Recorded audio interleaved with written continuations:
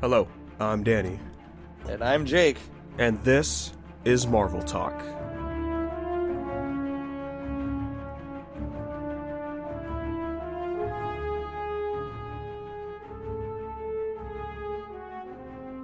Welcome back, everybody. We're finally here again. This is Marvel Talk. It's been a little too long. Apologies for that. And today we're going to be talking about some stuff that's happened. So that's Mandalorian Season 2 and Wonder Woman 84. They're now all out. I guess might as well kick off with, just Wonder Woman. I'm down to talk about that. That's the most recent for me. Yeah, so Wonder Woman 1984. I don't remember the original release date, but I do remember it was going to be October at one point. Yeah, I feel like originally it was going to be like June. Yeah, I think like June or July, right? After so many pushbacks and theaters being closed and everything, it finally released. It's out. I don't know about you, man, but for me it was worth the wait. I really enjoyed Wonder Woman 84. Just overall, I had a great time with it. It was very goofy, very Silver Age comic book kind of style, and I dug it. Didn't really bother me that it wasn't super in line with the rest of the movies or anything. I kind of took it as its own side story for the most part, and I thought it was very enjoyable. I don't know. I had a good time. Yeah, for me, I didn't mind the wait either, because it's not like the other movies are being made at the moment, anyways. Right, we're still gonna have to wait for those to come out. So it's just a good break, right? Like we said about the MCU, it's nice that we didn't get 3 movies last year. Gosh, what a way for my wish to come true of wanting a break from comic book movies for a year. Right, yeah. But no, yeah, so after watching it, the one thing that definitely caught me by surprise for the film was that it was 2.5 hours long. I just didn't think about how long the runtime was. I figured it'd just be like a 2-hour movie or something. Like maybe an hour 45 even, but I don't know. For me, the length wasn't too bad. I felt like the pacing was pretty good. I definitely felt the time length. I think the pacing was fine, but it's just the buildup took so long to set things up for Diana to actually start doing stuff that it felt like it took a good while. I think you definitely could trim the first 2 acts down a bit, like down to a 2-hour movie. Again, I'm still surprised because I figured it would be 2 hours because kind of how Warner Brothers was pushing the DC movies to be a certain time length so that way they could get the max amount of showtimes in theaters. But I guess with it being different this year, that wasn't a factor. Yeah, that could be. I have a feeling this movie did have some recut stuff go on with it. I don't know. I couldn't tell you exactly what felt like added back in segments or anything, but it definitely felt like there was a little bit more meat added to the bone, which I don't mind. I was about it. I like having more screen time for everybody, so it was cool. Also, I looked up the original release date. It was originally slated to come out on December 13th of 2019. Oh my gosh. Yeah, before it was moved up to November 1st, and then it was pushed back to June 5th. Hey, it made $85 million in its first weekend, so it's definitely getting a sequel. They're fast-tracking it, from what I understand. Yeah, we got news like they just started production, right? Or at least they're... Yeah, like on with Patty Jenkins, like they're working on the third one already. Yeah. So. And just to talk about that, the only thing I wish for the third one is, can we get it in modern time? Yeah. I'm hoping we can leave this time period behind, and we can finally have it just be maybe post Zack Snyder Justice League, possibly. Oh yeah, I guess we could have it set before Man of Steel, kind of thing, right? That could be. Yeah, like shortly before. Yeah. I don't know how much more I want her doing before Batman versus Superman type deal. Exactly. Yeah, I kind of want her. Yeah, post that stuff because it does change how the movie would play out, right? But it wouldn't be too influenced. I think like the best example is the beginning of Aquaman. Yeah.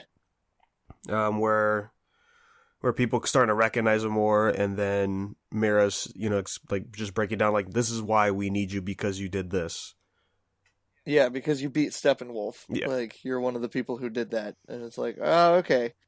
Like, if they just have, like, light touches to it, I'd be cool with that. Of course, spoilers for Wonder Woman 84, so if you haven't seen it, go grab your Yep. free trial or get something for Yeah, HBO Max and go give it a watch. Yeah, it's $15 to watch it if you just pay for a month. So Yeah. that's basically what we did. Oh, I don't know how true this is because it's from We Got This Covered. So a Oh. huge grain of salt, but supposedly Chris Pine is returning for Wonder Woman 3. Yeah, so I was just about to bring that up. I did not expect the body swap thing for him in the movie. Yeah, I don't know. Like I had read a little bit of the spoilers about the like the pre-screeners and stuff, so I was expecting it to happen. And I didn't mind the execution of it. I thought it was fine. It's very old comic booky in terms of how it was handled. But I liked it. It was fun. The first thing I thought of when I saw the scene is, oh, so he's not sticking around. Like this is just him swinging by, giving what Diana needs to push forward for the film, and then he's gonna have to leave eventually. I still like the original rumor. It's like, oh, maybe it's John Jones, disguising himself as him. That would have been cool. Oh, that would have been cool. The Man Out of Time bits were all fun. It's exactly what you would expect for that kind of role. And I like that it's like a flip of the fish out of water thing, because like in the first movie it's Wonder Woman who's the fish out of water, in the modern world, and then in this movie it's Steve Trevor, so we get to watch him be the fish out of water in this one. Yeah, and that gives Diana that much excitement to hang out with him more because she can show him the world that he's been missing out. Yeah, I kind of wish we got more with them. Just hanging out in if for the first act. Yeah, I wish there had been a little bit more to their montage of stuff. But I loved him getting dressed in the guy's weird '80s clothes, like all the different outfits. That was cool. Yeah, Maxwell Lord. Oh, wonderful. I gotta say, Maxwell Lord, I thought was great. I don't know. I like his charisma in the film. That was cool. That was a fun time when he was having conversations with one of the investors. That was fun. The commercials, him first showing up over at the museum, right? That's where Diana and Barbara work at. Yeah, the museum spot where Diana's doing anthropology, archaeological stuff, which I dig. I gotta say, I really like that as like a modern take on what Wonder Woman would be doing, because I think it's way nicer than her just being a fashion designer. Yeah. Well, wasn't she doing that in BVS? Yeah, she was working at a museum in Batman vs Superman. Okay. But it was only like a scene of it. Right, yeah. Or was that in Justice League? Was that in Justice League or BVS? Oh yeah, because she sees the arrow on TV. Like she sees like the fire inside the temple. Right, yeah. Which takes her over to that area. Yeah. But I really liked that. I thought that was a good use of the character and where they would end up and stuff, and it made sense to me. I liked it. It was very fun. Yeah, so we get the introduction of Barbara early on, and I think you shared the meme, Jake, where it was her, it was Jamie Foxx in Amazing Spider-Man 2. It was Jim Carrey in Batman Returns. It was Selena Kyle in the two Batman movies. And then I forget his name in Iron Man 3 in the 90s flashback on New Year's. Oh yeah, Killian you mean the Mandarin? Yeah, the Mandarin, yeah. How could I forget? Gosh. Everybody at Marvel forgot about Iron Man 3, so it's fine. Yeah. That's definitely a trope. So I don't know anything about Cheetah, right? Going into the movie, I've just seen her every now and then in the animated stuff and sometimes in the comics. But yeah, her origin, I have no idea what it is. And I thought she was like into, I don't know, like animals or something, just because, she turns into the cheetah, and that was the era where, if you like this certain subject, like that's kind of what your power becomes. I don't know if I really enjoyed it. Like the only thing that really pushes her into being Cheetah is that she mentions that she wants to be an apex predator. Her transforming into Cheetah herself really made no sense. Like if you could say it was a side effect of getting too much of the, I guess, the power that Maxwell gave her, I can understand that. But it's not like she was obsessed with a cheetah. She mentioned it once in the beginning, and that was kind of it. Yeah, there wasn't like a huge amount to it. It was like just enough for that like 80s 90s logic for her to end up as that later. Yeah. Which I guess is like part of this, right? Is that she's sort of like this whole movie's sort of written as like an 80s love letter film, even to the point where like the story is very 80s in style. Yeah. Um, Yeah. I mean, I looked up her. She has like I think 3 origins in the yeah, comics, and they're all then there's a bunch of different characters, but there's definitely room for it to make more sense. There was one where it was Amazonians, but they don't live on Themyscira, and they're sort okay, of more on, I wouldn't say like evil side, but they're more darker than where everyone else is on the island. And like she got bestowed the power of Cheetah, which is one of the ancient gods, and she just wanted to keep the power for herself, so she turned on like on their clan leader or something. I think that could have been interesting, but she kind of just has to ties in with Maxwell Lord though, right? Because he's sort of the main antagonist. yeah. So they got to tie it in with like the wish granting stuff. Yeah. And see, it was funny when I was watching it and she was doing her wish, like, I want to be like Diana. I just want to say, like, you want to be like a cheetah. Come on, you want to be a predator. Just do the line. Do the comic book line. Yeah, Cheetah was definitely the least well executed part of the movie, especially in terms of her computer generated graphics. Uh, Yeah, I mean, I think the fur was fine. she just needed to be yellow. Like she needed to have a different color to pop Well, out from the I think background. like that scene when she first emerges in her new transformed body, it's kind of Hmm. a little washed out, right, in the colors. Yeah, So I guess there's that to go with it, but no, definitely, yeah, more golden fur. And then just they have to, if she's coming back, they got to change like how her face looks, like just the way yeah, those black lines go across just didn't look all too great. yeah. If the face had looked just a little different, I think it might have been better.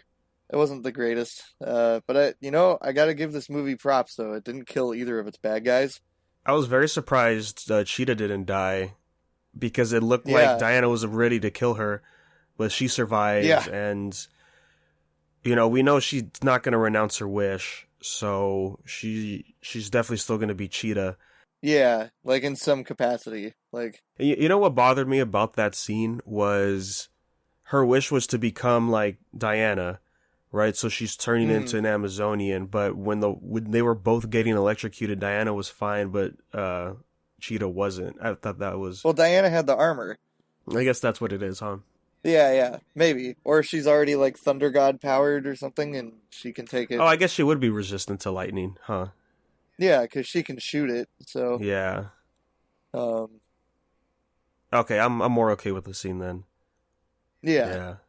because it's like Diana's whole thing is like shooting lightning and thunder and Yeah, stuff. Daughter of Zeus Um, stuff. Yeah. and don't get me wrong, like there are parts of this movie that are like not super hot, but I gotta say I loved one the invisible jet, and then I loved two her learning how to fly. I loved both of those parts. They were both amazing. I was geeking out at both things. They were both great. Yeah, I thought they handled the invisible jet pretty well. Yeah, I like that it's an actual power that she has rather than like being something that's just an That's just like there. like a scientific jet that can turn invisible or something. Yeah. I liked that. And then I don't know. I really dug Maxwell Lord's whole storyline about him wishing to become the stone and like becoming corrupted by the thing that he was so hard seeking after. It felt very Indiana Jones Mm. in that way to me. where it's like the magical object imbued with power is found by like the evil bad guy, and instead of it just being like a one and done little moment like in Indiana Jones, it's kind of dragged out over the entire plot of the film, which I didn't mind. I was like, that's cool. This is a neat idea. There was a point where it's like I just don't understand his motives at all. And I guess you could say part of that is him being corrupted by the stone. I definitely think that has to do with it, that he loses sight of what he was originally looking for, because of the draw of power coming from it. Yeah. Well, I mean, once he got to the second person and, he said, like, I already sold all my oil, that's when he started just going wild with the power. Yeah. I think the only other thing they could have done was explain a little bit better that how the idea that Maxwell Lord gets a person to make their wish, and then he gains control over just them and people around him. Like that part was like a little foggy. Yeah, so the stone, when you get the wish, there's a give and take for it. Yeah. Like in Diana's case, which this threw me off because the way I thought was when Barbara made her wish, I want to be like Diana, and then we see her losing her powers as Barbara gets stronger. I thought like, oh, that's the take. It has to take the power from her, so that way Barbara can become, strong. Yeah. But it turns out, no, Diana's wish was for Steve to come back, and in doing so, she loses her powers. Well, because it's the idea is the thing that you lose is the thing you most cherish. I think was what they explained in the movie. So like the thing that Wonder Woman cherished the most was her powers. Right. Because they keep her immortal and they keep her, like, they allow her to be able to save people. Whereas with Barbara, the thing she cherishes most is her ability to connect to other people, like to be a human. Okay. Because, with the scene with like the homeless guy and how she enjoys helping him out and stuff. Whereas after that point, she loses her humanity and she becomes distant with the homeless guy, and she just beats the crap out of the drunk dude. Yeah. It might need a rewatch to pick up on some of those, but I feel like it was all pretty well inferred in terms of how it was working. But once Max became the stone, yeah, he could change the terms. Basically, is how I saw it. To me, it almost came off as like the stone was possessing him to an extent. Like the stone wanted to basically destroy society, because that was the ultimate goal of that god that the stone is based on. Mm-hmm. Which I liked a lot in this movie, that it didn't just end in her fighting another god. It was her having to find another way around it, like sort of Doctor Strange-esque. I like it when they're able to find an alternate path than just a big fight. Me too. I was thinking when we were getting there, I was like, how is she going to stop Maxwell's power and revert everything back to normal? I just didn't like how they did it, where she uses the lasso to talk to everybody and just convince them to revert their wishes back. There's no way everyone's going to renounce their wish and everything would be back to normal. I don't know, just her convincing Maxwell to like kind of renounce his wish so he could go back to his son. To me, it felt very MCU. I don't know. It comes off as cheesy for sure, but I don't know if I'd consider it MCU. I don't know. I didn't mind that the Lasso of Truth has that ability, because it is a pretty heavy weapon in this film. Like it's used in a lot of different ways. By her speech to the world, convinced everybody to, change their mind. Well, I think it has to do with I don't know. This is a lot of inference stuff. It doesn't get explained, but I think it's inferable in it is that the Lasso of Truth being combined with the particle acceleration beam thing or whatever they were using, that whole deal is what allowed Wonder Woman to be able to influence everybody to do that. Yeah, it was confusing when Maxwell was standing in front of that. Yeah, like he was just in the center of the tube. Yeah, it was weird because it's a signal for broadcasting. But it broadcasts like physical particles. The president's even like, yeah, that's how it was explained to me. I don't know. Like, well, that's very Silver Age comic book stuff. That's like, one panel, the scientist man explains how the device works. And that's like the whole, that's, you just gotta accept it and just keep moving forward. That was one of those kind of moments. But I didn't mind that. It was kind of like, it's cheesy, but I dig it. but I can understand how, from like a standpoint of this being part of the rest of the DC universe, up to this point, doesn't fit tonally with that stuff quite too well. Yeah, well, because the whole thing with the DC EU, from my understanding, is it's a more realistic take on how people react when it comes to superheroes. Yeah. Kind of like like that was the thing in Man of Steel and all that.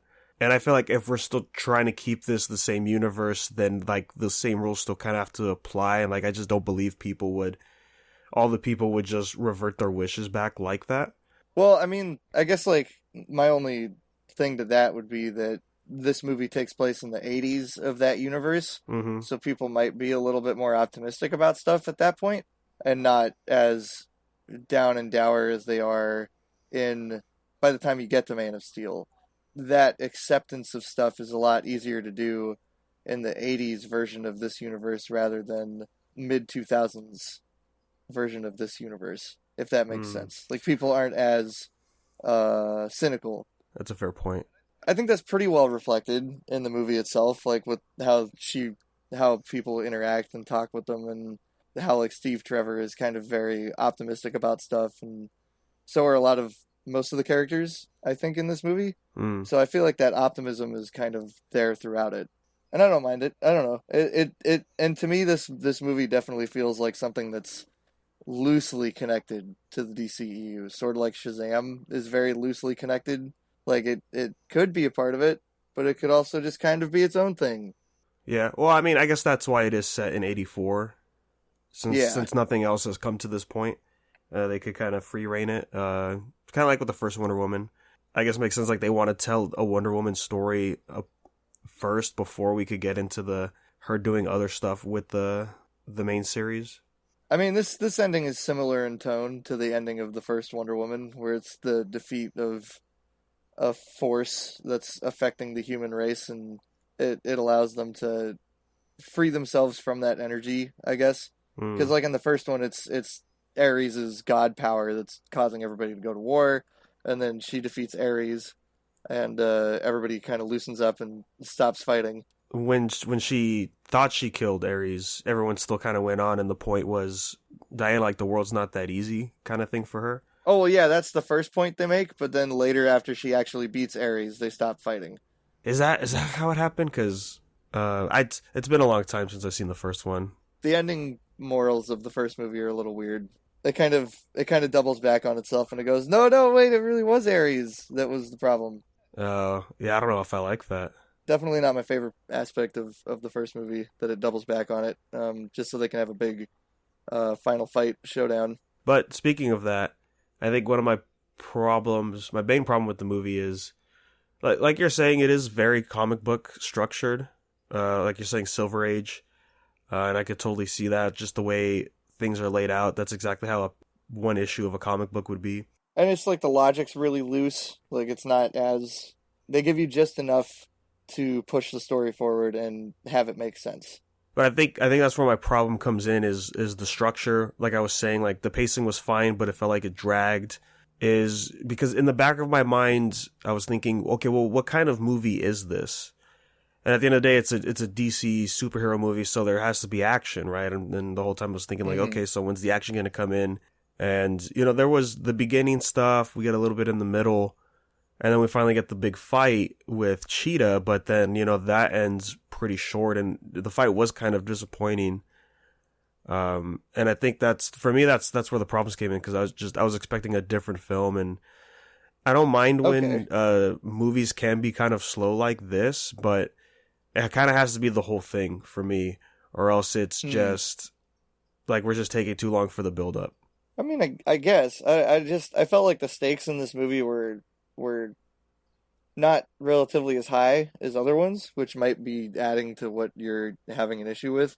And I didn't mind that the stakes were lower on this one as like a side story, because I feel like, at least in terms of how I've become tired of certain superhero tropes, I've become really tired of the build up to a big fight at the end of the film. And I was okay with this one kind of not doing that. Like that, for me, it was kind of refreshing having a little bit of a different ending.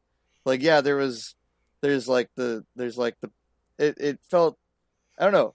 felt Indiana Jones in that way, where they set up the big bruiser early on in the film, which is like the big bald guy that Indy fights with the airplane in Raiders of the Lost Ark, or like in the second one, it's like the slave driver guy in Temple of Doom. But they're not like the main villain; they're just like a big fight for Indy to do until he gets to like the main villain or the final like act sort of deal. And that's sort of how this felt structured, is that they introduce Barbara early so that she can be the big bruiser later that Wonder Woman has to fight for like a minute, but it's not the main fight. Like, that's not the point of the battle that's happening, I guess. Yeah. If that makes sense. Which is different. It's different for a superhero movie. I thought it was a pretty good different structure for it, especially for like a side story that's not as effectual to the main DC universe. Something that can just happen by itself on its own. Yeah, I guess I was just expecting more because it's Cheetah, you know, a longtime rival for Wonder Woman. Looking at Aquaman and how what they did with Black Manta was pretty solid. Of his build up, of his fight, and then the setup for him coming back. Well, see, I thought Black Manta's whole thing in that movie was kind of disappointing because I feel like it's very rushed. Like if Black, like that was one of my biggest things with Aquaman, was I wished that they had focused on one villain or the other, or just have Black Manta teased for the beginning part and have him come back fully later in a different movie. Like, I didn't need to see him come back in the full outfit in Aquaman itself, because I felt like it kind of got wasted because he's only really in the one action scene and then he gets his butt whooped. Like, it's not even like a competition. So I don't know. That was one of my kind of problems with Aquaman. Whereas I feel like with this movie, it was handled a little better in a certain way. I don't know. It's kind of the same issue with both movies, where it's like the secondary villain, kind of, they blow the load on the secondary villain in this first film. I don't know. I think it probably should have been a bigger deal, because when we get to Maxwell Lord, it's not really a fight. It's just, you know, what we see happen playing out. And I just think if you're trying to appeal to an audience, you would want to focus more on like making the fight just better quality. I mean, I suppose, but like Doctor Strange did the same thing, and that one was pretty successful at it. And I feel like this kind of pulled off the same style ending, where it's not necessarily an action-packed ending. It's an ending where he has to think and use a different tactic. Yeah, but that's against Dormammu, the main threat, though, right? I mean, when we get to what is it, Caecilius? Yeah, like the fight there with the whole reverting time and stuff, like that was really fun and engaging to see on the screen. To where we have that happen, and then getting into the Dormammu stuff, I think like that's where you get the satisfaction out of the way for a big action third act ending. That makes sense. So maybe it would have just been better if they had improved the cheetah fight more. Yeah, I mean, at least a different tackle on how they filmed it. It felt very, let's hide the CGI because it's not done style shooting. And I don't know, I liked the Kingdom Come suit, but I didn't like that it was kind of wasted on this movie. It's kind of like, now it's over. Yeah, especially like in the beginning of the fight where Cheetah's just, you know, clawing everything left and right, and you see the feathers falling off the suit, and Diana's just kind of standing there not really fighting back in the beginning. Yeah, I'm like, that suit's supposed to take a punch from Superman. I don't... Yeah, that's the strongest armor, and it's being whooped by. I mean, I guess it's fair to say her strength is on par with Diana's at this point. And I guess it's magic power, right? And it's magic. Like, Cheetah's power is all coming from magic ability, so it's kind of like we don't really have a good gauge of where that power level stops and begins. Because obviously that power level allows her to survive being electrocuted. So. And that is touched on in the comics, to where she can hurt Superman in a fight because of the magic element that's there. Yeah. So yeah, I guess that makes sense for the armor, but yeah, definitely it was like a pretty standard fight where like, oh, they have the upper hand, but then at some point during the middle of the fight, Diana's going to get the upper hand and ends up winning at the end. It was very by the numbers in some ways. I mean, if I'm honest, I would have preferred it to be just Barbara in her normal look that she had with the leather jacket fighting. Or maybe she makes her own kind of suit that would kind of look like Wonder Woman's, but she's still in her human form.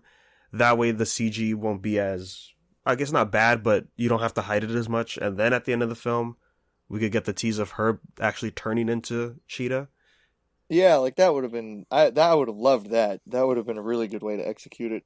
But that being said, I did like the post-credit teaser. I thought that was a very cute little scene. I ended up forgetting that Linda Carter was showing up in the movie. Yeah, I had no idea. So, I heard she had a cameo, and at some point I was looking for it. I'm like, did I miss it? I don't remember it being shown. And then after the end of the movie, I kind of just didn't really think about it, and then it popped up. I was like, oh, that was a nice surprise.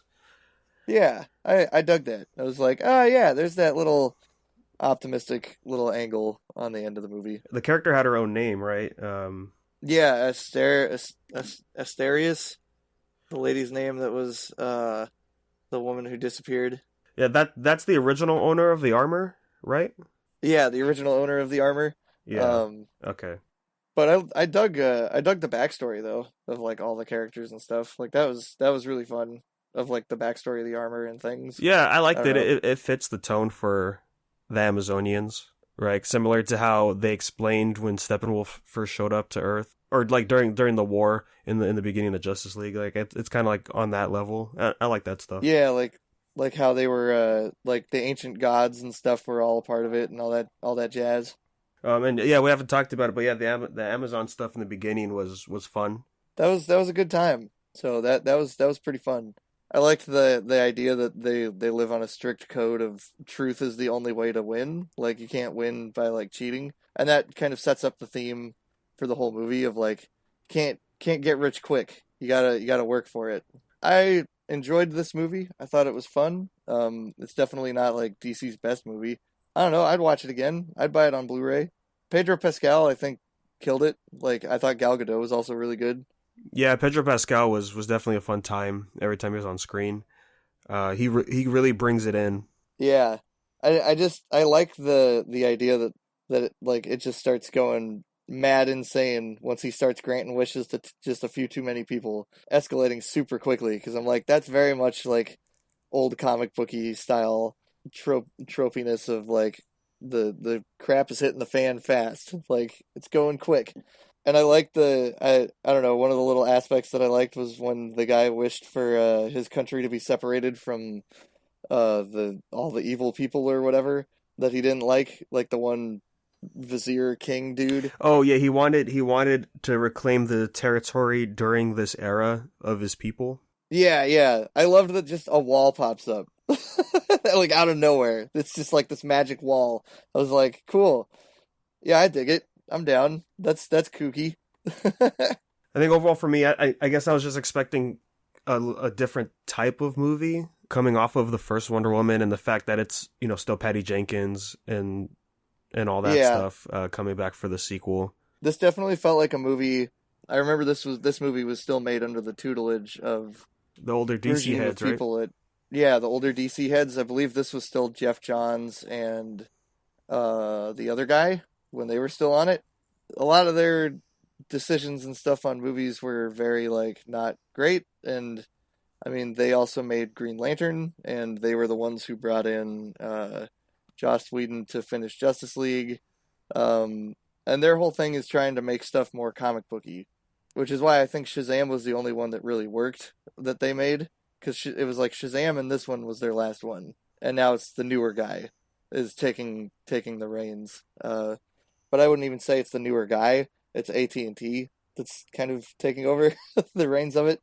Yeah, I have a feeling that's probably why this one feels a little bit more MCU-ish in style and execution, and a little bit more, I don't know if lighthearted's the word that I would use, but like a little less serious. Like the stakes are a little lower. Yeah. Not as dramatic in terms of that kind of stuff. So I don't know, maybe that's the big tonal difference, is just the people who are behind it. Because I can't imagine it's Patty Jenkins doing a complete 180 stylistically from the first movie. I was trying to think of how would you compare it to the first one, but I think the first one is a special case though, because it's Wonder Woman awing at the world during World War I, and there's definitely a lot of play there. But now we already have Wonder Woman she's been here for almost 70 years, just living in society. So she kind of has a grip of what the world is like. So we really can't get that magic that she was feeling the first time, I guess you could say. Yeah, the fish out of water mentality. Yeah. Yep. You can't really do it twice. I mean, with Steve, it was fun for a short bit, but, they knew they had to move on from that eventually. I don't know. I think I said it in our chat a few days before we recorded was I think it's so much an adaptation that it loses what type of media it's in now, right? Like it's focusing hard on the comic book format, but sometimes that's not the best for a movie itself. Yeah, Is how I feel. I guess the best example that I would put to this, like the most similar movie I would put to this is probably Ang Lee's Hulk. Because Ang Lee's Hulk is very similar, where it's like it's trying straight up to adapt a comic book style to a film, which didn't super work out well for that. But I still enjoyed it, like in this one, and I enjoyed it back in the day with Ang Lee's Hulk too. Like I didn't mind it on either one. I can see how this, like, after all of the way that they've adapted comic book movies for the last like couple years, like the last like 10 years, like the way they've been able to figure out how to bring those characters and separate them from comic book formats, I can see why this movie being so comic booky would just not quite. Yeah, closing thoughts. I still think the movie is all right. I don't think it's a bad film. Yeah, I just probably wouldn't check it out again. to me it had the same level of campiness as like Shazam, which I really appreciated because and also I just liked that I like that Wonder Woman, it doesn't matter either movie, like they allow her to be an inspirational character, and they don't just have her be just a person. Unlike what I feel a lot of the MCU kind of does, is they distill their superheroes down quite a bit to just be normal people that don't necessarily inspire. I think it's like how I mentioned before is where, yeah, they're kind of, Marvel wants to go down that route, like the normalcy route. That's why there's no secret identities in the film, except for Spider-Man, of course.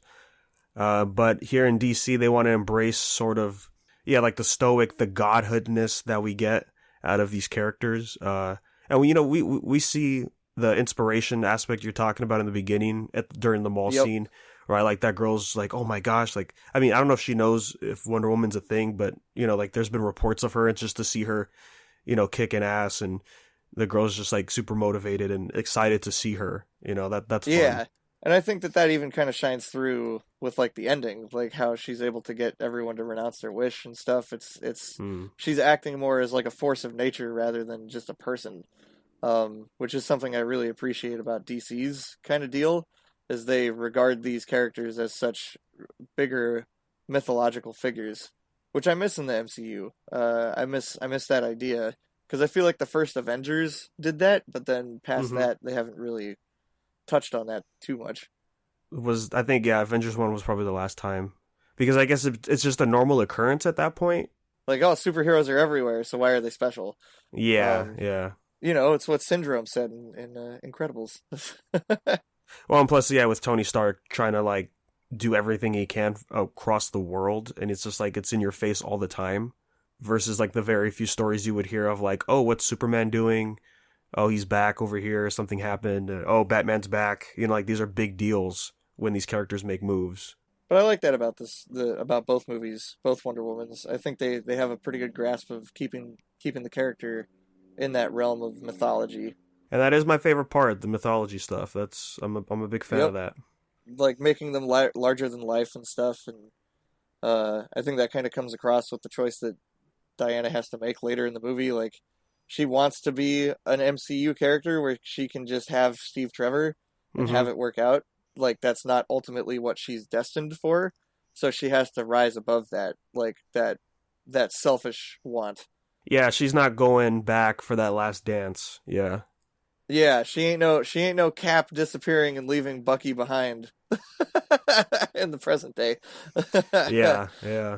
So overall, Wonder Woman 84, man. Yeah, I'd say go watch it. If you just need a nice, happy movie to get yourself out of the doldrums, I think that this is innocent enough to go check out and watch. And I mean, I'll still say this, even though like these are my feelings for 84, I'm still interested to see what Wonder Woman 3 could be.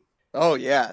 Yeah, and I guess that's the fun aspect for these Wonder Woman films is because they're in different eras, they're not going to feel the same. Yes. Versus like the other like the MCU films, like they're literally like years apart or months apart. Like you totally they would feel the same.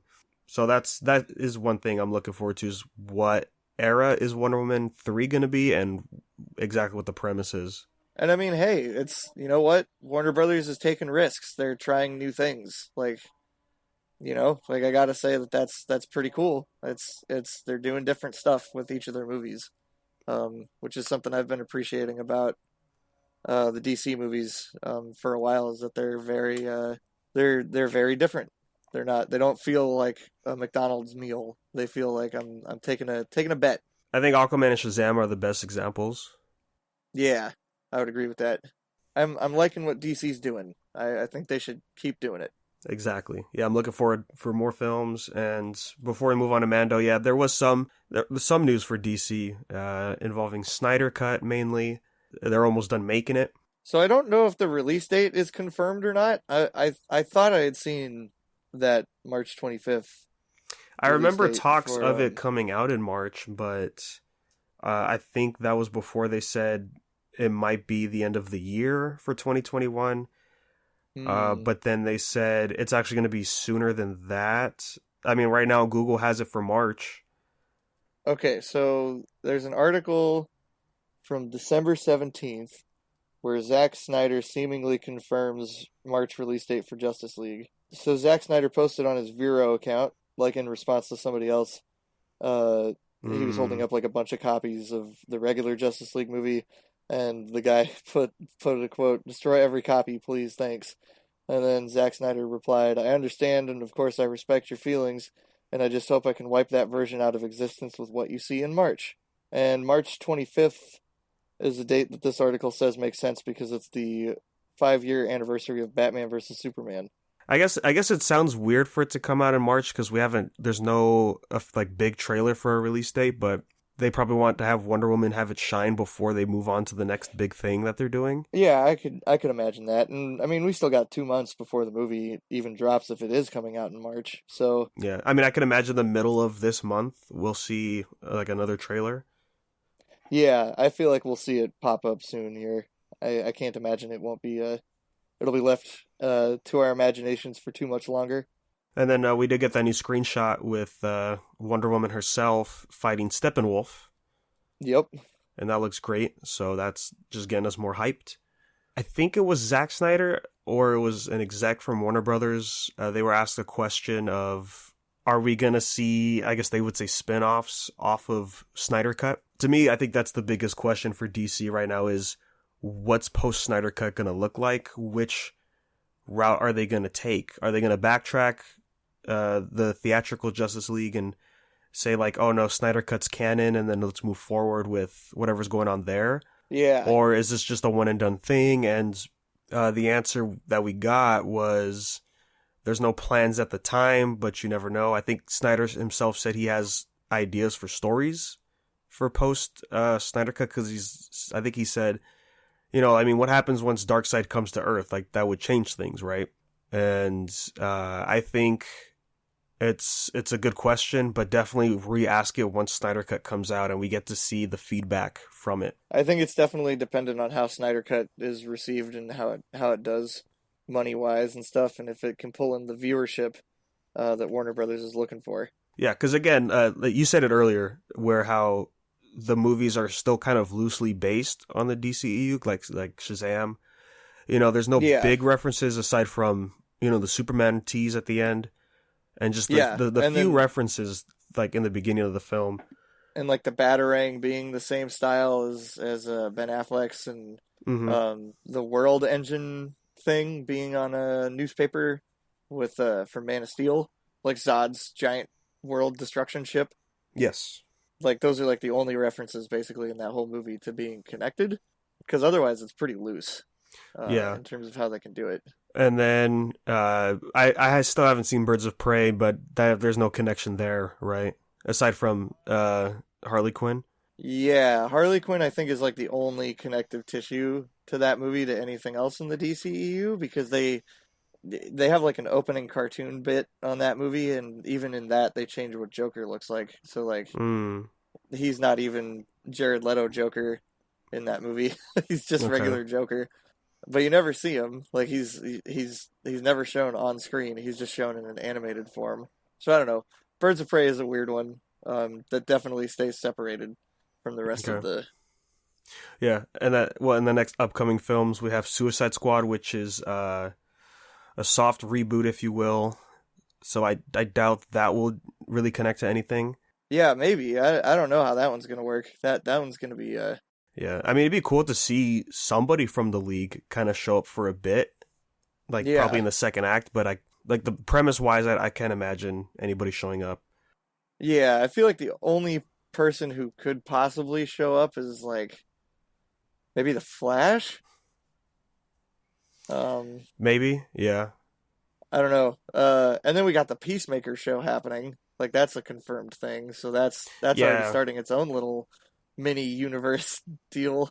Sort of like a prologue to Suicide Squad is what I would guess.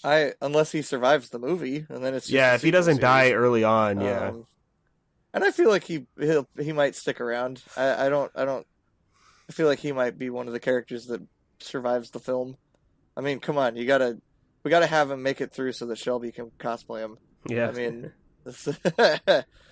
um, And I mean, it is John Cena, and I do remember him in an interview. It was a few years back, though, talking about him getting more into acting. And for him, he has to be passionate about the role before he wants to take it, or else it's a waste of time. He could just be doing other stuff.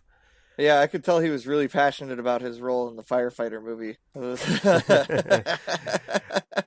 So I can imagine if he knows he's entering this world that are superheroes, he would want to stay for a while. Yeah, so I feel like it's probably not going to be like he dies in that movie. He'll probably survive and continue on. And then Stallone is going to be in it, which is cool. I don't know who he's going to play, but I'm down because I don't think I'm ever going to get to see him actually play Starhawk. I mean, I can imagine it just being a cameo role because it's supposed to be that type of film, right? Like like Stallone's usual films back in the day, the action war. Yeah, I think this one's I think it's supposed to be like Vietnam War-ish. I don't know if it's actually set in it, but it's supposed to be like that type of setting Yeah. where it's like in the jungle and I remember one of the biggest things they said about the cast is don't get attached to anybody because like the cast is going to dwindle significantly in like the first 30 minutes. And I was Hmm. like, "Oh, okay, cool." Fun. I'm hoping the two characters I hope that make it are John Cena and Nathan Fillion. I just need to see Nathan Fillion at least do the arm fall off guy thing once where he gets to hit people with his arms. Yeah. And then we have Flash, which I think there was an update, but as far as that movie I is don't concerned, Batfleck is there. and Michael Keaton Batman maybe. But that sounds like time travel multiverse shenanigans. Yep. So the next few movies, they're pretty safe on whether or not how it's going to connect to the rest of the universe. And I think like Flash can be like their turning point, right? Like that's where I think they're kind of waiting on Justice League to see how that does, and then if it doesn't do well, they're going to use the Flash movie to set a new standard for the universe. But if it does really well, then they're going to use it to continue Snyderverse in some capacity. I Yeah, would yeah, imagine. I think so. I mean I don't remember what's coming after that. I mean, we got Batfleck still, or not Batfleck. Sorry, Pattinson. Oh yeah, we got Robert Pattinson Batman still on the horizon. yeah, and his movie's Um, not connecting, so that just gives them plenty of time to really decide the future of the yeah, universe. And of course, over here on Marvel Talk, we're pro Snyder Cut and having just that universe continue. in any capacity. I wouldn't mind if it's TV shows on HBO Max or movies or what. I honestly like a Batman show would be perfect. I've been saying this for years. I think a Batman show would do really well. And then who knows how the Green Lantern series is going to connect to anything? Because that's a whole other can of worms that they're opening with that one. So I don't know. There's lots of pathways they can take to link up their DC shows and movies at this point. So we'll just have to wait and see when Yep. Snyder Cut comes out. And I think the real question for Snyder Cut is it going to be a weekly format or is it coming out all at once? That's what I kind of want to know. Well, if it's only it, 4 parts, I could imagine them only releasing it all at the same time, because 4 weeks isn't like a lot of time to spread it out over. I kind of like that. We don't know what's going to happen with DC though. Unlike Marvel, where we know everything that's going to happen for the next like 3 years. And Star Wars, yeah. And Star Wars. Oh boy. I'm only excited about 3 Star Wars things, and that's because of the show we are about to talk about. Let's go ahead and get into it. Mandalorian Season 2, 8 episodes in total. Beautifully executed. I would dare say that I like Season 2 better than Season 1. I like a lot of moments in Season 2. There's a lot of stuff that I'm super on board with. I don't know. I said it at the end of the final episode, but Season 2's Star Wars is back, baby. Yeah, they're definitely putting all their chips in Mando. I enjoyed it. But my only big complaint is I'm tired of the weekly format. Not by release, but like the structure of the show of how like, okay, this week we're going here to meet this character. Next week we're doing this. I think I just might be burnt out from what I've watched on CW and like, like how they did Villain of the Week for a long time over there. And yep. This one is like side quest of the week.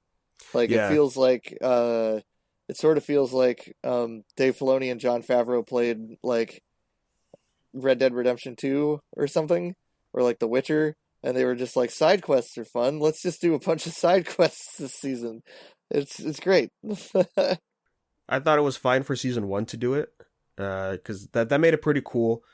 And that was the point of the show, is we're trying to understand exactly where we're going to be doing with our 2 characters here. For me, it feels like, in a sense, it kind of robs the story because we have to introduce new people, and the episode's mainly more focused on them than like Mando and we find out named Grogu. But I mean, there's still good stuff in season 2. It's just I'm tired of seeing that kind of format. Totally understandable. For me, it didn't distract me as much from the story.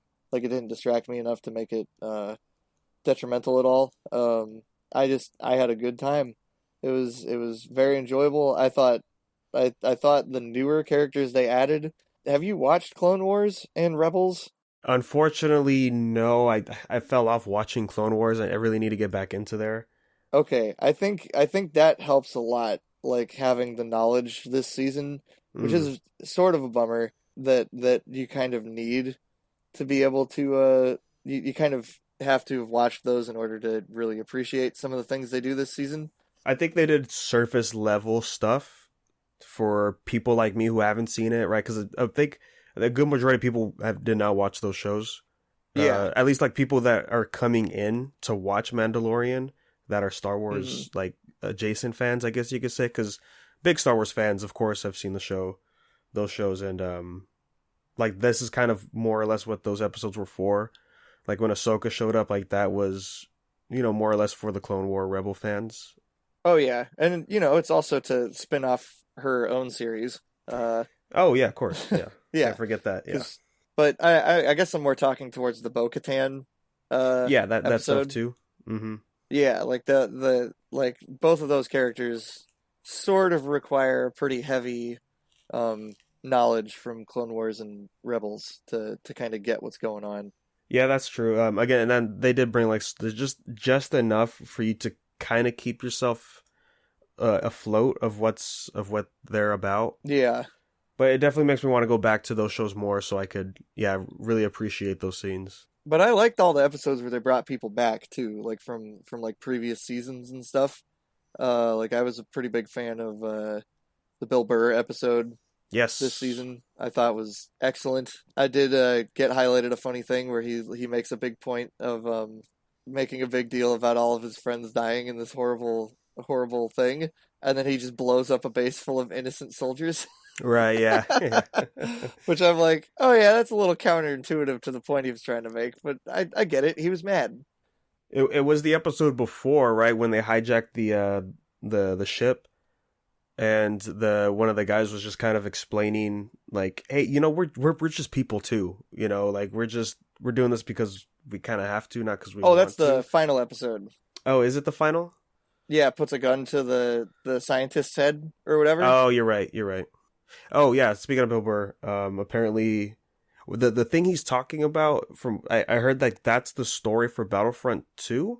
It is, It is? which Okay. is awesome. I love that they have fully canonized that, which means the Luke stuff that you do in Star Wars Battlefront 2 is also canon, which also means bearded Han Solo is canon. Oh, that's So nice. Han Solo with a beard is fully canonized, which is wonderful. I should play that campaign. Battlefront 2's campaign is pretty good, man. It's pretty fun. They take you through tons of characters, and then they seal it up with a nice bow connecting it to Force Awakens, which is pretty cool. They have a nice little just connective tissue thing with Kylo Ren right at the end, and I'm like, it's pretty neat. That's good stuff.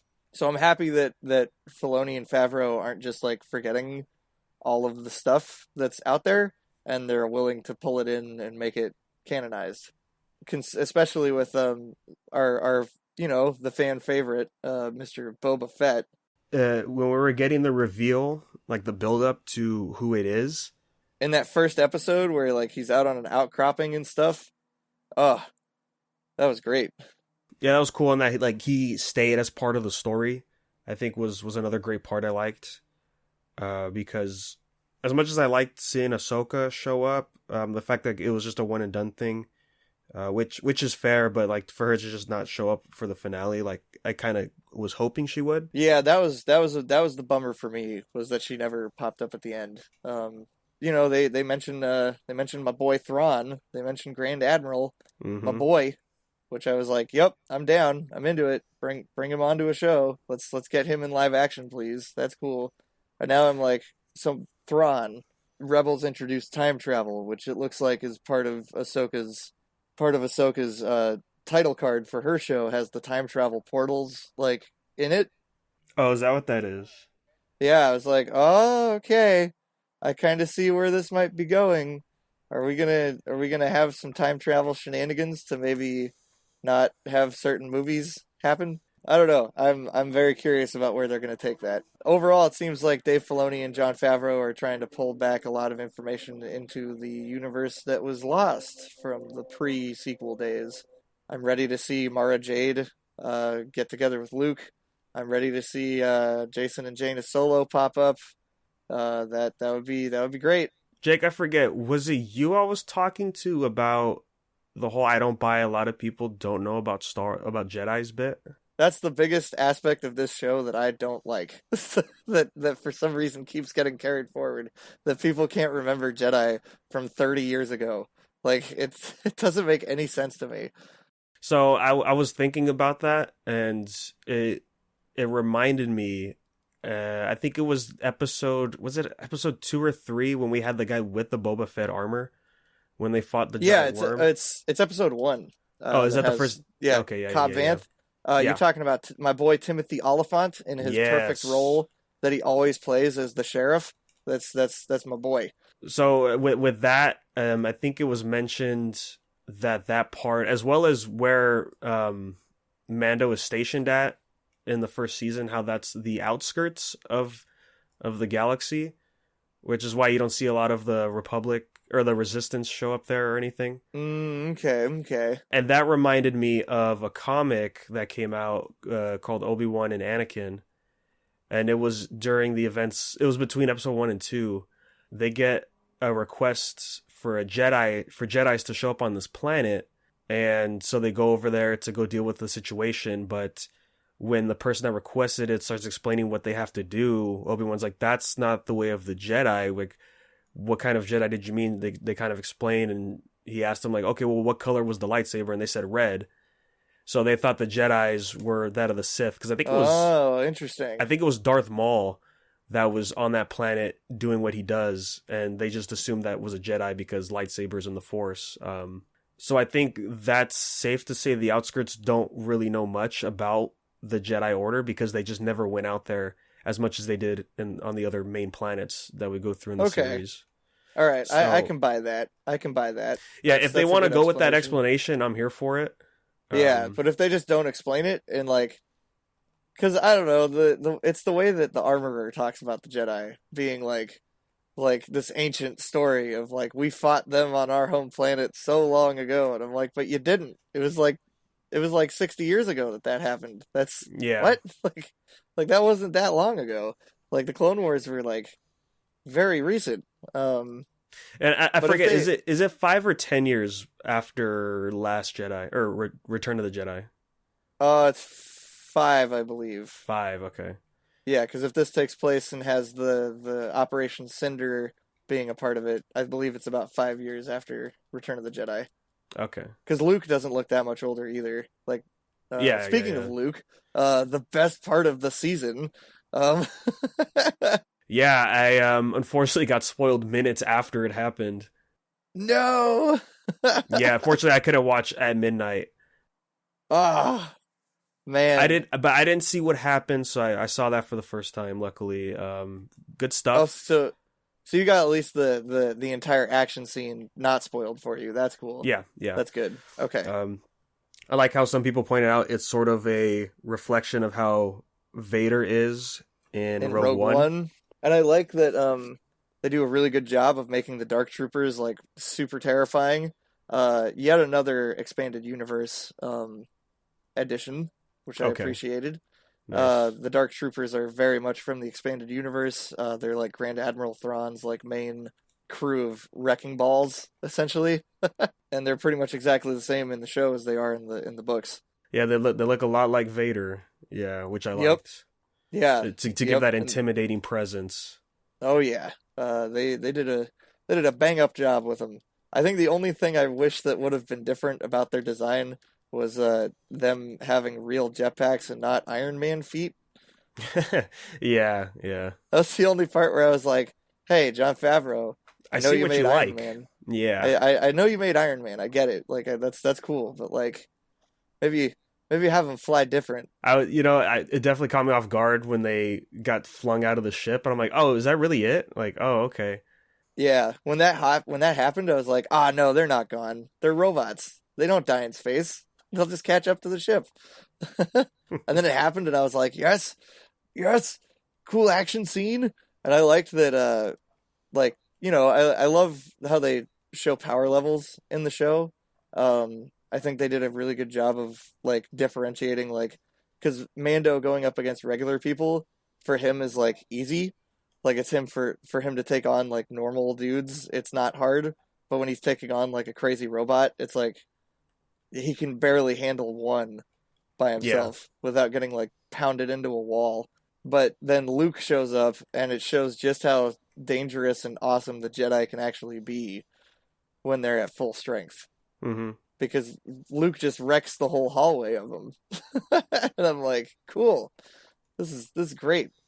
This is good Yeah, stuff. I really like how they decided to keep like the black cloak that he wore in Yep. Return of the Jedi, because it does give that daunting presence of how powerful and terrifying a Jedi can be. Yeah. And I think they did a good job with that in the Ahsoka episode too. Yes. Yeah, and I haven't mentioned it yet, but yeah, visually as well, like it really helps set the tone for the story for those episodes. Yeah. Man, just Ahsoka's entrance in that episode is just so strong when she's just Yes. a cloaked figure coming up and you see the lightsabers ignite and she's dipping and diving between trees and disappearing and reappearing in other places. And I'm like, Jedi are scary, man. Like, Going back to that comic I mentioned, it makes more sense of why certain people would like the Jedi's to be like that.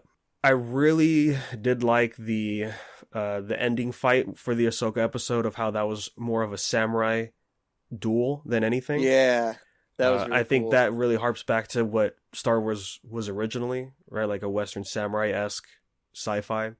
Based on Seven Samurai and all that kind of stuff. Yes. Bunch of Kurosawa camera angles and things. Yep. The Bill Burr conversation we mentioned earlier, I like that a lot. I love that Mando gets to take his helmet off a couple times this season too. Yeah, it really shows growth for his character. And we get to see what really is important for him. I really dug it. I think they did a good job of fleshing out all of the previously established characters.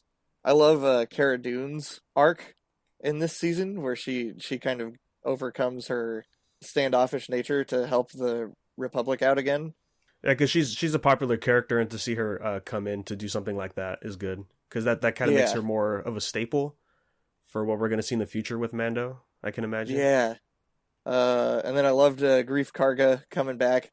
And I like that he got to direct that episode. It's an episode directed by Carl Weathers, and I was like, "That's cool. That's really cool." I like that Carl Weathers got to make his own episode.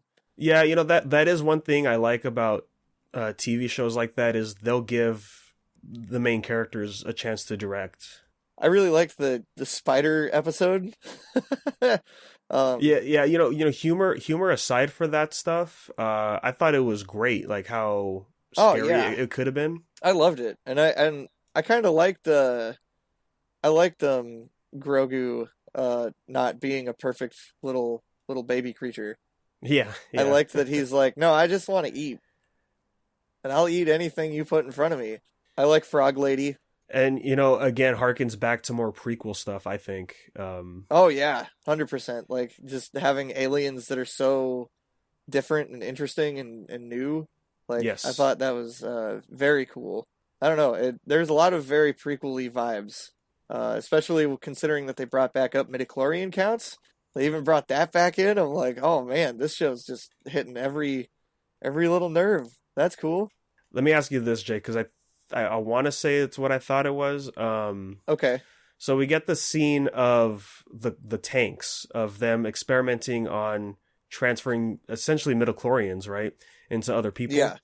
I should have went back to look. I might do it after this. But to me, the first thing I thought of, I'm like, oh, are those the Snoke chambers? Are they trying to make Snoke a thing, or something similar to that vein?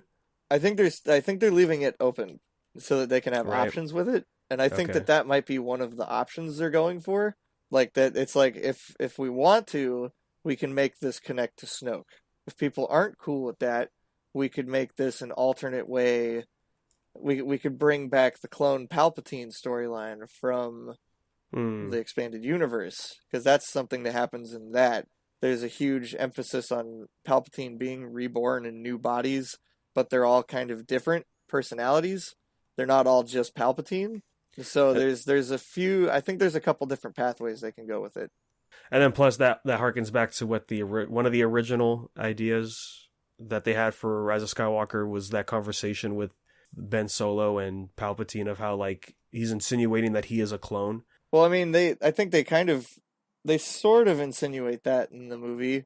Is that Yeah, but in the original dialogue, it was very more apparent as to what. oh, okay, cool. What he was. Yeah. Like there was a lot more emphasis put on it. But yeah, I'm for that being the chambers of them trying to create Snoke or something, or just in general the new Sith leader.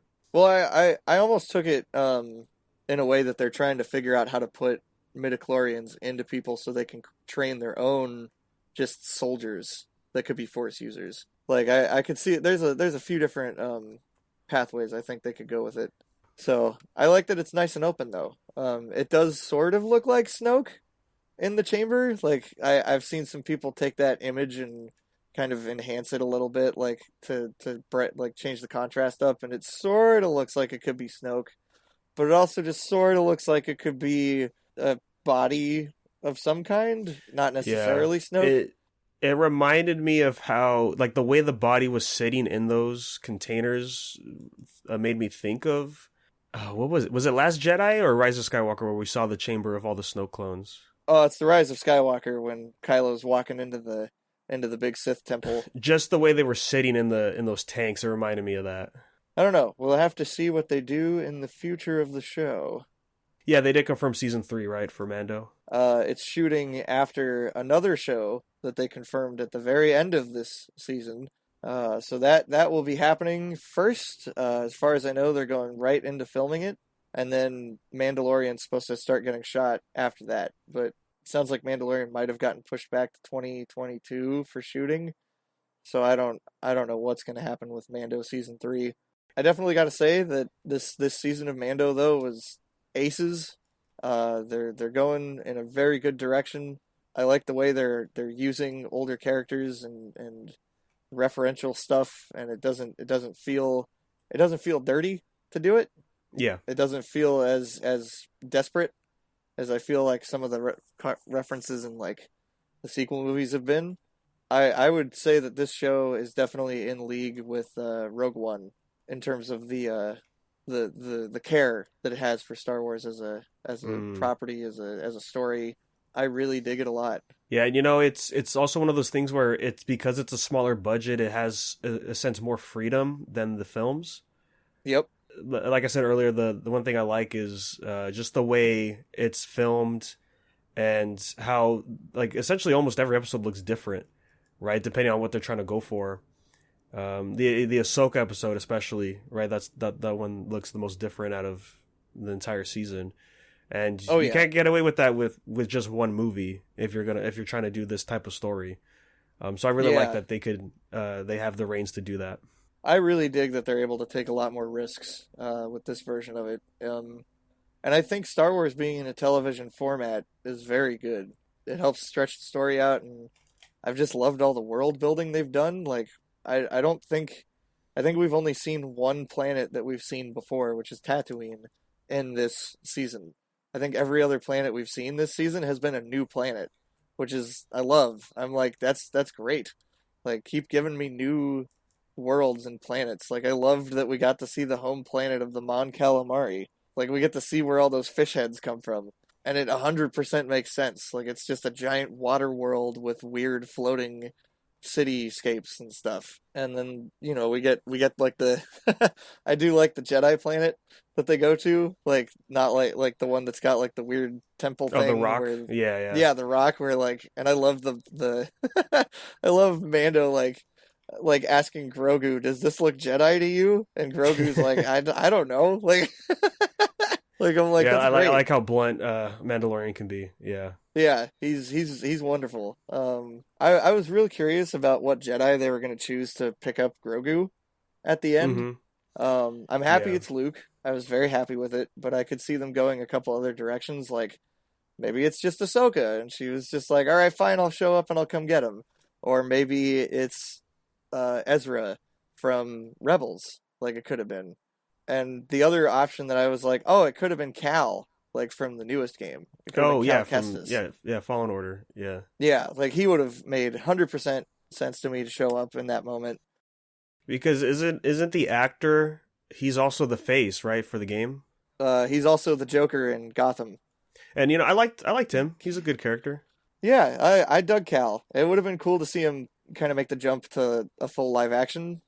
I mean, unless of course they're saving him like the rest of his story for the sequel for that game, which I imagine could happen. Yeah, I could see there being a second game come up. Just change the combat system. Don't make it Dark Souls. That's my only thing. If they make another game, well, as long as it's not as janky as it was. Oh God, it's just so bad. But Cal could have been there. Ezra could have been there. They could have gone way out of left field, and they could have brought in somebody that was like just totally not like a character we've ever seen as a Jedi before. I heard some people talking about that it could have been Samuel L. Jackson, like Mace Windu survived somehow and he was the one that showed up. And I'm like, that would have been cool. But I don't know. I love that it's Luke, and I think ultimately it had to be Luke, right? I kind of think that was a thing.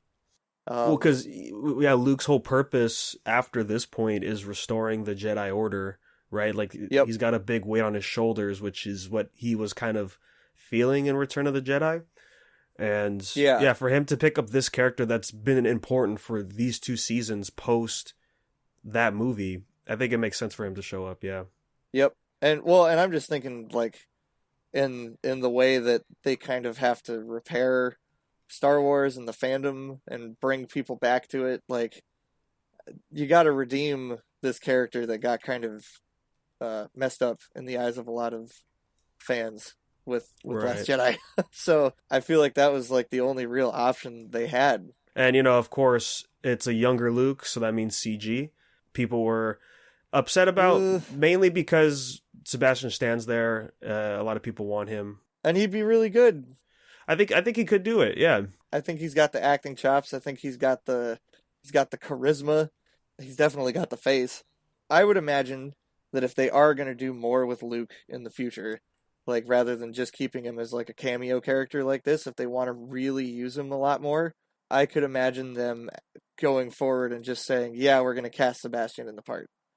Because I feel like this was kind of like giving Mark Hamill that last hurrah in a sense. Like they're like, we want to give Mark Hamill this opportunity to play the character he wanted to play.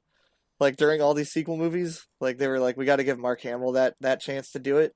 He voiced Luke, and he did the facial capture for the CG.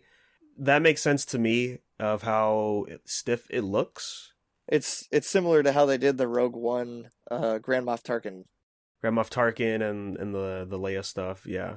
Yeah, like you never see them move out of frame or anything really. Yeah, and and it's also one of those things where the CG is so good, you know it's CG. Yeah. The guys over at Corridor Digital, those are cool VFX artists. They mentioned like if you just look at like just the still image, it looks pretty good, but when it's in movement, it's that's where the problems come Yeah. in. I think to me it was definitely like I don't think it was the quality of the CGI itself because I think the face looks really good even when it's moving. I still think it looks really good. Like I think the lip movement and everything looks very natural. I think it's honestly just the way they lit it. That too, yeah. It has sort of like this weird glow to it, right? Sorta. It's like the right side of the face like stays in shadow when it shouldn't. Like when he moves his face in a certain direction, like the face should have more highlight on it, and then it doesn't, which I think is what really throws it off, at least for me, in terms of how it looks.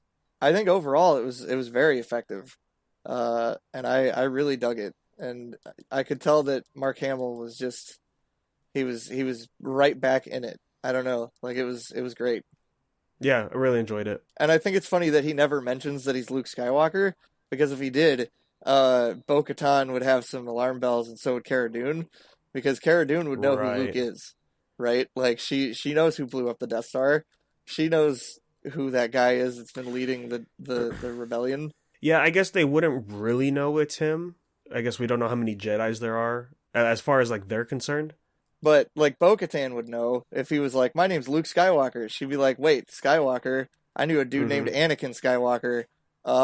Don't give the kid to that guy." Like that I feel like that would have added like a whole other aspect to that.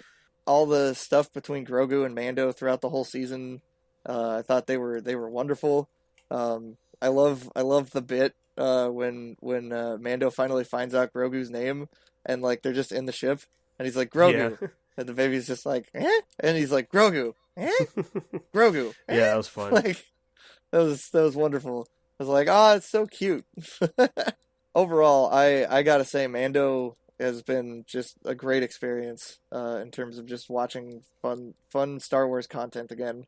I'm very glad the season 2 didn't have sort of like the sequelitis thing that usually tends to happen. And I think it helped a lot that they brought back like pretty much almost the entire team from the first season, like all the same directors and stuff, just in like different episodes. Like I loved the Bo-Katan episode, and that was directed by Bryce Dallas Howard, Ron Howard's daughter. And she directed the most boring episode for me in season 1, which was I heard she like it's like a redemption for her, and I thought that was really cool. Like that was great. I think the same thing happened with Dave Filoni. Like Dave Filoni directed kind of a weak episode in season 1, but in this season he directed the Ahsoka episode. Yes, which is very fitting for him. Yeah, like, and I was like, oh, he got to bring back his Clone Wars character and put her on screen. Like, that's great. The rumor that George Lucas helped out a little bit more with this season than on some of the other Star Wars stuff is pretty. I think it's pretty apparent. And I mean, there's all kinds of behind the scenes videos now coming out with him being on set with the baby for season 2. Yeah, because they started releasing the gallery episodes for season 2. Oh, gotcha. Okay. Yeah, so I'm hoping they keep putting out some more episodes of that so we can see Mark Hamill maybe doing like the facial capture or something. Like that would be cool. Yeah, see him in like the booth recording. Yeah, see him in the booth recording and get to hear his 2 cents on the whole deal. And I'm hoping we see Cobb Vanth come back because I liked Cobb Vanth a lot. I like Timothy Oliphant. I think he fit Yeah, very well into the Star Wars universe. Uh, yeah, he was a good time. yeah, I would like to see all the cool side characters make a return. I think they're all having a great time. I think that's all I really have to say for Mando. I'm curious to see what season 3 is going to be like without Grogu. If he's not going to be there the entire season, yeah, what are we doing? I think what the crux of season 3 is going to be about is it going to be about Mando and the Darksaber and his relationship with Bo-Katan. Oh, right, yes. Because that was just a big, like, we're not going to answer this now, but it'll get answered soon. Yeah, I can see that. And of course, yeah, Moff Gideon, we didn't talk about him, but yeah, he was great. Oh, Moff Gideon was excellent. Yeah, he's wonderful. I loved Moff Gideon this whole season. I like that he went toe to toe with Mando. I knew exactly, I knew it was going to happen as soon as Mando got the spear. Back in the other episode, yeah. I was like, oh, he's gonna fight the guy with the Darksaber. But that was an awesome fight. It was excellent. I don't know. It's Moff Gideon was great, very very scary and spooky, and I like that they didn't kill him right at the end. Like, or did they kill him? Did he get shot? No, he got knocked out. Yeah. What's her face Yeah, just knocks him yeah. out, right? Cara Dune just like hits him over the back of the head. So that was very satisfying. It was like, yes, we get to see him come back. But yeah, I'm very hopeful for the future of Star Wars stuff. Even with the 10,000 things Disney announced, I'm very optimistic.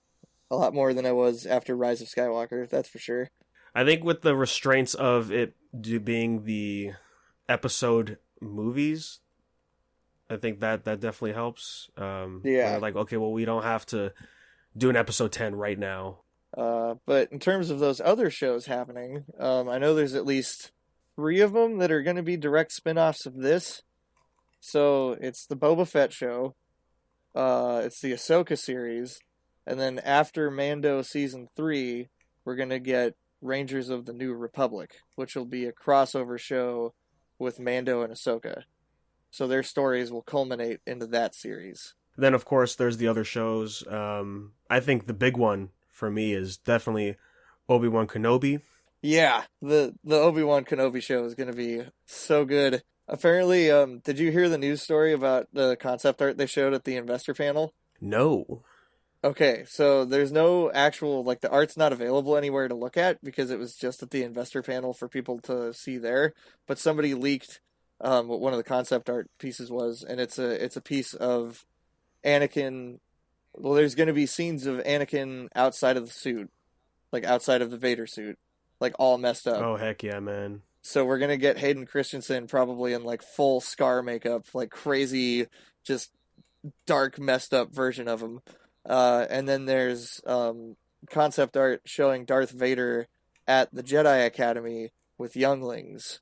So nobody knows. No, it's not clear if that's like a flashback, like if he's having like some type of weird flashback to when he saw himself like offing younglings there, or if it's going to be like he goes back there and there's like Sith recruits of some kind being trained or something.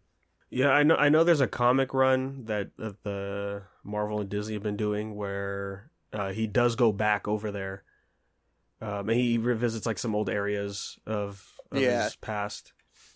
There's like a whole twist in that comic where there's there's like a lady who looks just like it's one of her it's one of Padme's handmaidens that looks just like her running around. So like there's is a that whole where arc we in the thought comic she was where, still alive? Yeah, there's like a tease where it's like Padme's alive and like it's not actually Padme being alive. It's just one of her handmaidens is like dressing up as her and like causing trouble. So Vader's like, all right, I'll go along with this for a little bit. And I don't know exactly. Okay, I'm not as upset at that anymore then. Yeah, they definitely didn't just make it Padme's back. Yeah. Which was a lot nicer. Yeah, I think that's the hypest show I'm looking forward to. I think they said 10 episodes for it, right? I remember it was like 10 at first, and then it got to 8, and then it dwindled down to 6. So I don't know exactly what the episode count's gonna be. Yeah, I think like the last news was that it was gonna be like 6 episodes, and I'm like, man, if it was only 6, that would be a bummer. And I think it would be a bummer because I think like most of these shows, similar to Marvel, I think these are just limited series for the most part. Oh yeah. Um, I mean, because like one of them was what Lando is getting his own thing. I Oh don't god, see yeah. that. I And mean, like, that could probably have like 2 seasons, but well, so I what can't see Lando do it. you think it's going to be? You think it's going to be Donald Glover Lando, or do you think we're just going to get straight Billy D. Williams Lando like post Rise of Skywalker? They were setting up for stuff for that Lando to do with the other girl. His open-ended daughter. Yeah, I think it's gonna be what some people were saying, where it's gonna be Donald Glover, but it's gonna be older Mando reminiscing about some story, so he'll be the narrator. that'd be kind of fun. If they bring back Donald Glover Lando, though, they gotta give me back Alden Ehrenreich Solo. As Solo. They got Yeah, he definitely has to come back for an episode. Oh yeah, they got to Yeah, cameo him at some point. Like, come on, like you can't just let him yeah. not be If a they're part not of it. doing Solo 2, bring him back in there. Yeah. Yep, that's a good way to do it. Um, what other shows were there? I don't even remember. Uh, There was Star Wars: A Droid Story. oh, I heard that's going to be like an animated thing. Oh, okay, that's Yeah, fine. so probably CGI type deal. And then they're doing the Bad Batch, which I'm excited about because that's just more Clone Wars content. Is that a movie? I wasn't clear on if it was a movie or if it's just like a single season show. Okay, because I know Rogue Squadron is the movie, right? Yeah, Rogue Squadron's going to be a movie, and that one's the Patty Jenkins movie. Because Oh, Patty Jenkins is okay. doing one of the Star Wars things, but I don't remember which one.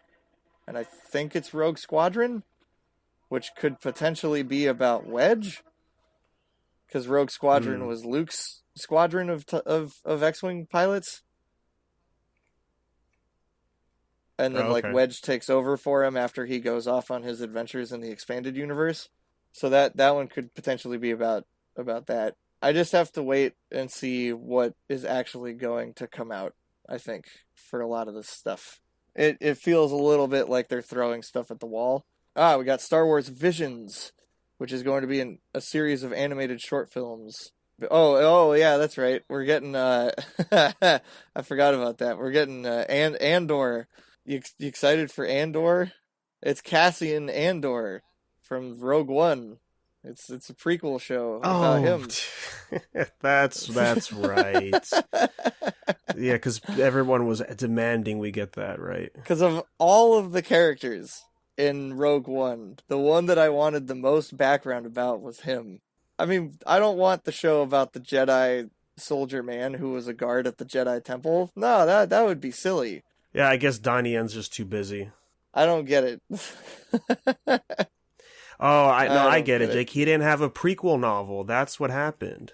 Oh, he didn't get I a think book. that's what it is. I mean, it means I'm gonna get more K2SO, so I guess I'm cool with that. Alan Tudyk, he was a fun time. It is Patty Jenkins doing Rogue Squadron. Yep, it's Patty Jenkins. Oh, okay. I got one other Star Wars thing that I want to touch on. That I don't know if you've Okay. watched. It's on Disney Plus. It is the new Lego Star Wars Holiday Special. Did you get a chance to That's check that right. out? Yeah, I've heard of it. I haven't checked it out. You should definitely check it out. It's awesome. It's what I wanted Rise of Skywalker to be after seeing Avengers Endgame. Because Avengers Endgame, time travel shenanigans, back and forth all over the place. It's ridiculous, silly goofball stuff. And Right. this is exactly that. It is the time travel movie I was hoping for with Rise of Skywalker. It's all about Rey, post Rise of Skywalker, training Finn as a Jedi on Life Day and trying to figure out why she's bad at training Finn. So she time travels Okay. to see a bunch of other Jedi masters and students doing their training.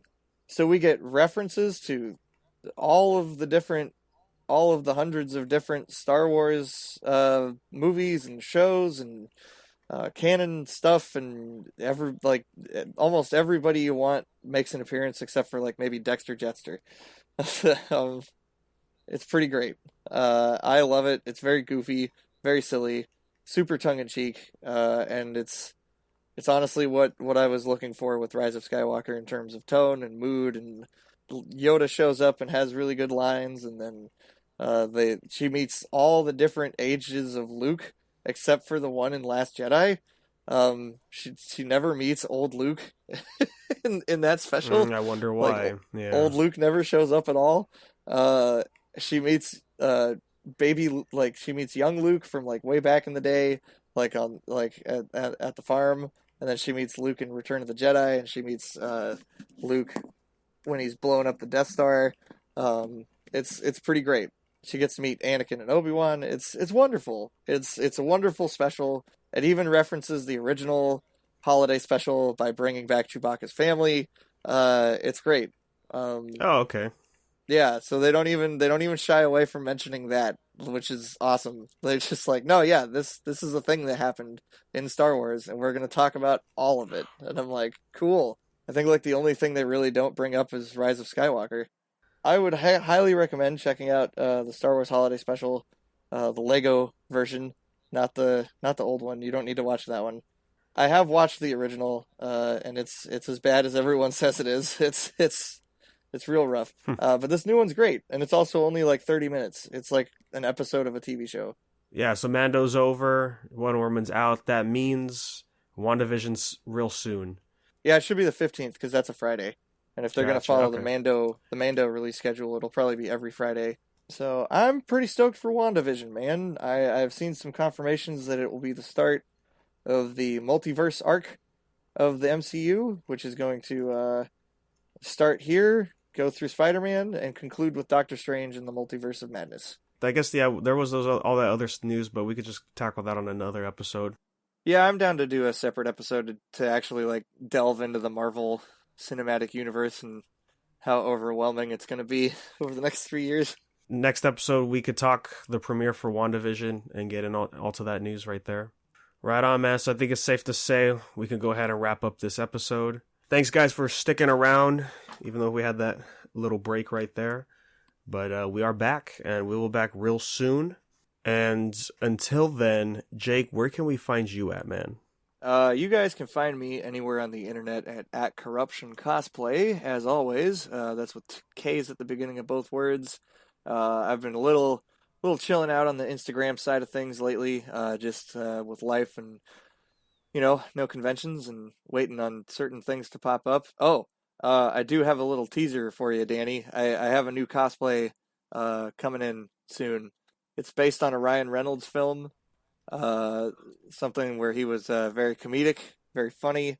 He had a lot of good one-liners. And it's not red. It's very green. 6 Underground, baby. That's what I'm talking about. Yeah. Danny, where can we find you, man? Yes, as always, you could find me at Negator7 anywhere you go, as well over on the other podcast, Unversed Podcast. You can follow the show at Marvel Talk Cast. We'll let you know when the episodes drop over there. So thanks, guys, and until next time, this is the way.